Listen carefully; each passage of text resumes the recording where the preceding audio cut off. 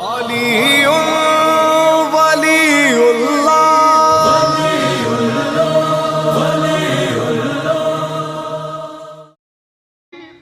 हमारे बुज़ुर्गों ने कोई तंजीम भी बनाई तो उसका नाम भी रखा तहरीक नफाज़ फ़िक़्ह जाफ़रिया। नफाज़ फ़िक़्ह जाफ़रिया यानी लोगों के ऊपर फ़िक़्ह अहल बैत को नाफिज़ किया जाए।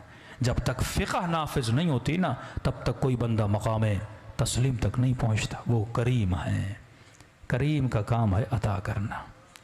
फरमाया तुम्हारे न्याज की देगें भी उतारते हो ना, एक एक दाने का हुसैन तुझे हिसाब देंगे। मत समझना ये चीज़ें रायगां जाती हैं। आंसू जो आंखों से बहाते हो ना, एक एक कतरा जमा हो रहा है। जो सांसें हुसैन की मजलिस में गुजरी उनका हिसाब अलग है, जो सांसें तुमने गुनाह की महफिल में गुजारी उनका हिसाब अलग है, जो सांसें अपनी माँ के कदमों को दबाते हुए तुमने गुजारी ना उसका हिसाब अलग है। हर शय का अल्लाह के दरबार में हिसाब है। कुछ ईरानी ज़ाहिर कहते हम करबला गए तो 40 के दिन थे। हर बंदा कह रहा था आप हमारे घर आए, हमारे घर आए। कहते हमें जल्दी करबला पहुंचना था, हम नहीं रुके। एक छोटा सा गांव था बीच में, एक बूढ़ा 75 साल का, उसने आकर हमारे कदम पकड़ लिए।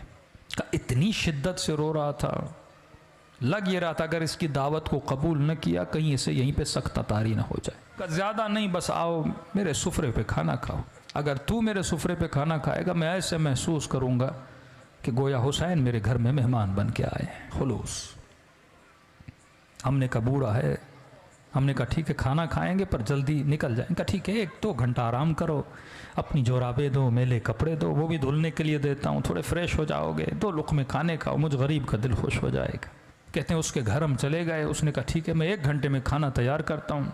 हम थोड़ा कमर सीधी करके बैठ गए। उस बूढ़े के घर की दीवार के ऊपर एक पेंटिंग लगी थी। पेंटिंग थोड़ी अजीब थी जिसने हमें अपनी तरफ खींचा। हमने क्या देखा, उस पेंटिंग पे एक ताबूत है, मैयत है अंदर।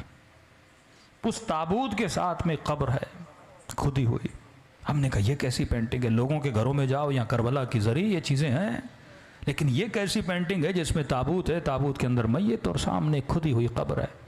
बूढ़ा आया, हमने कहा बूढ़े बताओ ये पेंटिंग का माजरा क्या है? उसने कहा पहले खाना खा लो, कहीं ऐसा ना मैं बताऊं तुम रोने लगो। मौला के ज़ाहिर हो, सुकून से खाना खाओ। इसरार किया कर नहीं, खाना खाओ। खाना खा लिया हमने। हमने कहा अब बता। कहा ये जो ताबूत देख रहे हो ये मेरा ताबूत है, ये जो कब्र देख रहे हो ये मेरी कब्र है। एक दिन मैं मर चुका था, मेरा जनाजा ताबूत में था, इसी तरह मेरी कब्र खुदी हुई थी। आज जो मैं तुम्हारे सामने जिंदा हूं ना, ये हुसैन की दुआ का नतीजा है। ऐसे कई मौजूज़े हो चुके हैं। का जरा समझा तू कहना क्या चाहता है?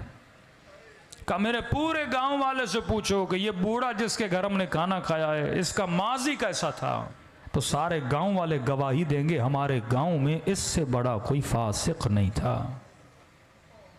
मुझे नहीं याद कोई ऐसा गुनाह था जो मैंने नहीं किया। मेरा हुसैन इब्न अली से लेना देना नहीं था। मेरी एक अपनी गफलत की ज़िंदगी थी। सद्दाम वासिल जहन्नुम हुआ, 40 का सिलसिला शुरू हुआ। मैंने देखा जोक दर जोक कुछ लोग हैं जो करबला हुसैन की ज़ियारत के लिए जा रहे हैं। मेरा दिमाग तो था ही शैतानी ना। मैंने कहा जाता हूँ इन ज़ायरों को लूटता हूँ, किसी का मोबाइल लूटूंगा, किसी के पैसे लूटूंगा, थके हुए टूटे हुए सो जाएंगे, लूट लूँगा। कहता निकला अपने इरादा लेकर, चाय की सबीलें, खाने की सबीलें, मौकब पे मौकब लगा हुआ। दिल किया कि चाय पीऊँ। एक मौकब पे गया, मैंने कहवा उठाया, पीना चाहा। उस जवान ने मुझे पहचान लिया कि मैं चोर हूँ। उसने कहा कहवा नीचे रख, ये सबील हुसैन के ज़ायरों के लिए है, चोरों के लिए नहीं है, दूर हो जा हमारी सबील से। बुरा लगा। मैंने कहा कोई बात नहीं, आगे दूसरी सबील से पी लूँगा। आगे बढ़ने लगा, एक बूढ़े ने देखा जो सबील के अंदर था, कहा इधर आ। मैंने कहा क्यों आऊँ, चाय तो तुम पिलाने नहीं देते। कहा शर्म नहीं आती, सारे गांव वाले मदद कर रहे हैं, हुसैन की ज़ाहिरों की खिदमत कर रहे हैं, तू खिदमत नहीं करेगा? मैंने कहा क्या करूँ? अब कहता मैं हुसैन को जानता नहीं, मानता नहीं, कोई गरज नहीं, कोई लालच नहीं। मैंने कहा ऐसे क्या मदद करूँ? कहा देख चाय बना रहे हैं, चीनी ख़त्म हो गई, 2 किलो चीनी लेकर। मैंने कहा ठीक है। बग़ैर गरज के ना आप न्याज करते हो, जहन में कोई सोच है ना मौला हुसैन मदद करेंगे, कब्र में क़यामत में सैयदा कोई अजर देंगी मेरे आंसुओं के बदले? कहता नहीं, मेरा कोई जहन में पस मंज़र नहीं। मैं गया 2 किलो चीनी ली, वापसी पे एक और सबील थी जहाँ चाय चल रही थी, मैंने कहा चाय यहाँ पीऊँ फिर जाऊँगा। उसने बोला भी तो अब उसकी चाय नहीं पीऊँगा। इज़्ज़त नफ्स ने मुझे रोका। मैंने चीनी इसके टेबल पर रखी, चाय पीना चाहिए। उस सबील वाले ने समझा मैं उसके लिए लेकर आया हूँ। उसने कहा मौला का ज़ाहिर चीनी लेकर आया है। मैं रोक न सका, बता न सका कि आपके लिए नहीं, अगले वाले के लिए। उसने उठा ली, मैंने कहा कोई बात नहीं, 2 किलो और लेता हूँ। आगे बढ़ा। कहता है क़ज़ा पूछ के नहीं आती। आज मजमे में बैठा अगर मोमिन ये समझ रहा है ना 2 साल के बाद मरूंगा, 10 साल के बाद मरूंगा, ये तेरी भूल है। सेकंड लगते हैं रूह को बदन से निकलने में। कहता है सीने में तकलीफ हुई, ज़मीन पे गिर पड़ा। अचानक देखा रूह निकल चुकी है, बदन ज़मीन पे पड़ा हुआ है। लोग दौड़े दौड़ा चेक किया कि बंदा मर चुका। का इतना फासिक था, मेरे जनाजे को कांधा देने के लिए मेरे रिश्तेदार तैयार नहीं थे। 4 मजदूर ढूंढे, उन्होंने कांधा दिया। समझ रहा था ख्वाब देख रहा हूँ, लेकिन जब अपनी खुदी हुई कब्र को देखा, ताबूत पे अपने जनाजे को देखा, मैंने कहा ख्वाब नहीं, मर चुका है। कहता इस आलम में परेशान खड़ा था, किसे पुकारूं? बंदा कुछ करे तो अल्लाह को पुकारे ना, न खुदा को सही से मानता था। कहता है कब्र के किनारे पे 2 अजाब के फरिश्ते खड़े थे, हाथ में गुर्ज लिए। इतनी हैबत थी इनके वजूद में, जब देखते थे गोया मेरे अंदर से जान को खींच लेते थे। समझ गया उतरूंगा, कब्र का दरवाजा बंद होगा, अजाब शुरू हो जाएगा। कहता मेरा वजूद कांप रहा था, किसे पुकारूं, कौन आएगा मदद के लिए? इतने में मेरे पीछे से एक मीठी सी आवाज आई, और आवाज ने मलाइकों को मुखातब किया, आए मलाइकतुल्लाह, मेरे दोस्त को डरा क्यों रहे हो? मैंने कहा कौन है इस आलम में मुझे अपना दोस्त कह रहा है? कहता है मुड़ के देखा तो मलाइकों ने बड़े अदब से इसे झुक के सलाम किया और कहा अस्सलामु अलैका या अबा अब्दुल्लाह अल हुसैन, हुसैन शहीद करबला। हुसैन ने मुझे अपना दोस्त कहा मुझसे ज़्यादा मलाइकों ने ताज्जुब किया।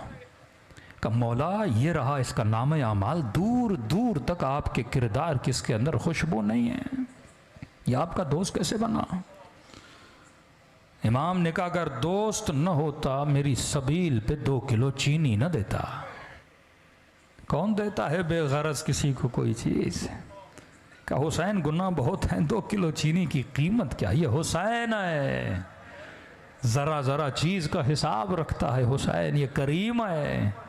अजीब जुमले इस बूढ़े ने कहे कि सुनने वाले ईरानी सारे जाहिर रोने लगे। का इतने करीम है, हमें पता नहीं था मौला हुसैन का। इमाम ने कहा 2 किलो चीनी के अंदर जितने चीनी के दाने थे, हर दाने के एवज इसका एक गुनाह मिटा दो। का मौला मिटा दिए, अब भी गुनाह बहुत है। कहा 2 किलो लेने गया था, ली नहीं थी। अगर तू करबला जाने की नीयत करे, बीच में मर जाए ना, सवाब लिखा जाएगा। आया तो था ना, नीयत तो की थी ना। इमाम ने कहा दानों को काउंट करो, हर दाने के। बस कहने लगे मौला हुसैन अब भी गुनाह बहुत है। बूढ़ा रो कर अपना सर पीट के कहने लगा, जब ये कहा ना मौला अब भी गुनाह ज्यादा है, कहता मैंने सर झुका लिया, अब हुसैन क्या देंगे, कुछ है ही नहीं।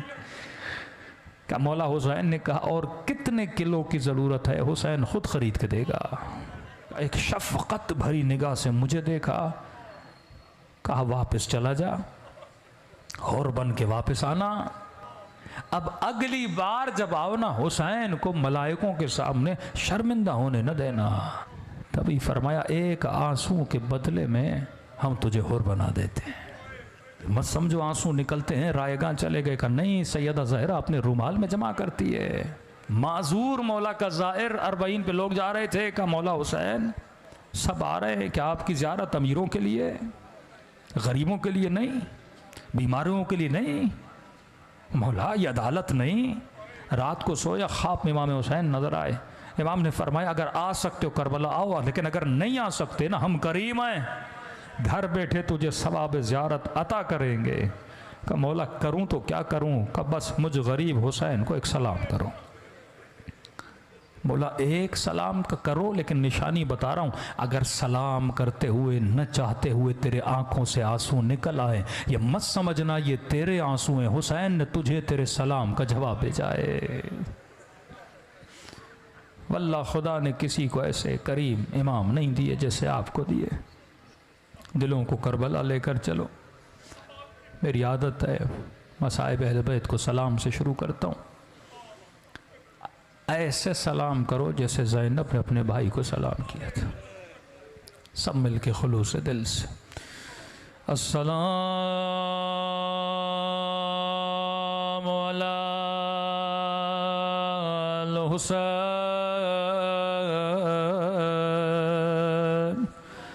व अला